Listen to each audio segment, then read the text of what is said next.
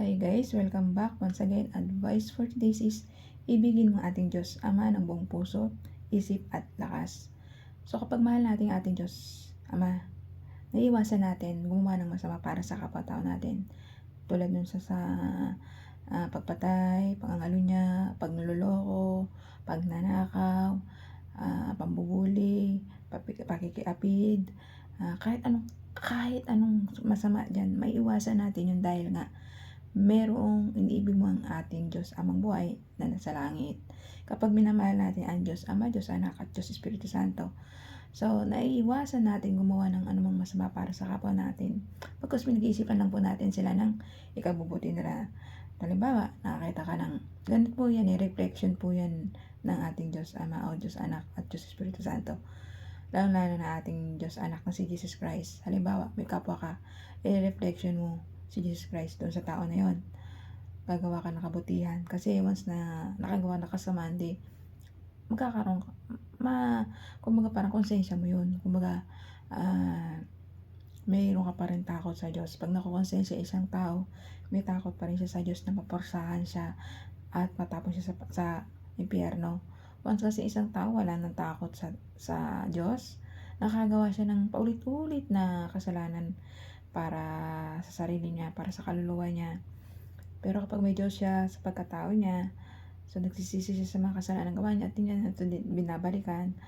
So umiibig siya sa ating Diyos Amang buhay na nasa langit. So naiiwasan niya yung mga bagay na gano'n, na mga tukso, pagsasalita hindi maganda sa kapwa, at hindi pagrespeto sa magulang. So bagkos pag umiibig siya sa ating Diyos Ama, so pinapakita lang niya yung mga mabubuting gawa tulad ng pag-ibig sa kapwa, pagrespeto, pagiging makadiyos, pagdarasal, pagtulong sa kapwa-tao, unconditionally na walang hinihinging kapalit. Ganun po. So, pag iniibig natin ang ating Diyos Amang buhay, so nakagawa tayo, nakakapag-isip tayo ng maayos sa kapwa-tao natin na tumulong at tulungan sila ng mga taong nangangailangan. Yung talagang deserving lang nating tulungan. Kasi may mga tao talaga na tulungan natin, abuso. So, maging wise din tayo at maging matalino. Tulungan natin hanggang 3. Wag na sobra. Kasi turuan din natin sila magbanat ng buto. Kasi kapag palagi silang umaasa sa atin, ay wala rin. Tinuturuan din natin sila maging tamad. Pero pagka turuan natin sila magbanat ng buto, so matututo sila maghanap buhay para buhayin nila ang sarili nila at ang pamilya nila. So kaya ikaw, maging mapagmahal ka, matulungin ka, pero gamitin mo rin minsan yung utak mo. Huwag mong magpapaabuso. Pwedeng tumulong pero sobra. Pwedeng tumulong sa kapwa pero wag abuso. Kasi kailangan rin natin turuan ng mga kapwa-tao natin matutong magbanat ng buto at mamuhay at magtrabaho.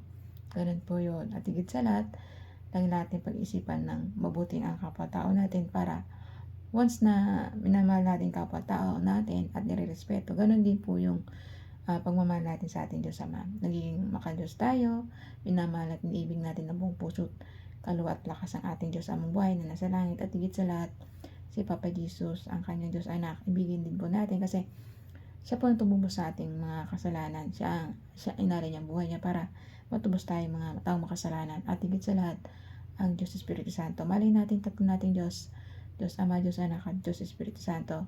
Sila po ang makapagligtas sa atin at gagabay at papatnubay. Amen. Kahit hanggang dito lang po aking advice. Ingat po tayong lahat and God bless.